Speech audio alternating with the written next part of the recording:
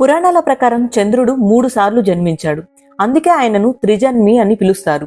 మొదటిసారి ఆయన బ్రహ్మచే సృష్టించబడ్డాడు. రెండవసారి అత్రి మహర్షి కళ్ళ నుండి ఉద్భవించాడు. మూడవసారి క్షీరసాగర మదనంలో లక్ష్మీదేవితో పాటు జన్మిస్తారు. అందుకే చంద్రుడిని లక్ష్మీదేవికి సోదరుడిగా పిలువబడతారు. చంద్రునికి 27 మంది భార్యలు. వారంతా దక్షిణి కుమార్తెలే. చంద్రుడు తన 4వ భార్య అయిన రోహిణిని ప్రత్యేకంగా ఇష్టపడేవాడు.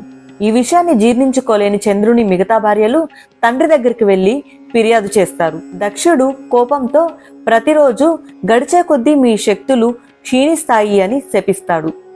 చంద్రుడు దక్షుణ్ణి ఆ శాపాన్ని వెనక్కి తీసుకోమని వేడుకుంటారు.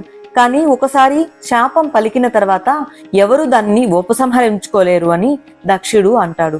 ఇప్పుడు నేనేమి చేయాలి అని చంద్రుడు అడగగా, బహుశా నువ్వు పరమేశ్వరుని ప్రార్థిస్తే ఆయన నీకు సహాయం చేయవచ్చు అని సలహా ఇస్తారు. దాంతో చంద్రుడు ఒక ప్రత్యేకమైన శివలింగాన్ని ప్రతిష్ఠించి శివుడిని హృదయపూర్వకంగా ప్రార్థిస్తారు. చంద్రుని భక్తికి సంతోషించిన పరమేశ్వరుడు ప్రత్యక్షమై, చంద్ర, నీ దుస్థితి పట్ల నాకు సానుభూతి ఉంది. కానీ దక్షిణ శాపాన్ని నేను తిప్పికొట్టలేకపోయినా నేను దానిని కొంతవరకు తగ్గించగలను. ఈ రోజు నుండి శుక్లపక్షంలో 15 రోజులు నీ ప్రకాశం పెరుగుతుంది. అలాగే కృష్ణపక్షంలో 15 రోజులు క్షీణిస్తుంది.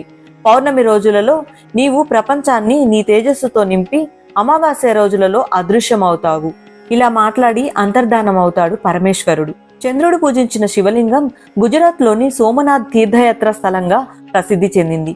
ఈ లింగం మన దేశంలో మొట్టమొదటి జ్యోతిర్లింగంగా పరిగణించబడుతుంది. కాంటెంట్ నచ్చితే ప్లీజ్ సబ్స్క్రైబ్.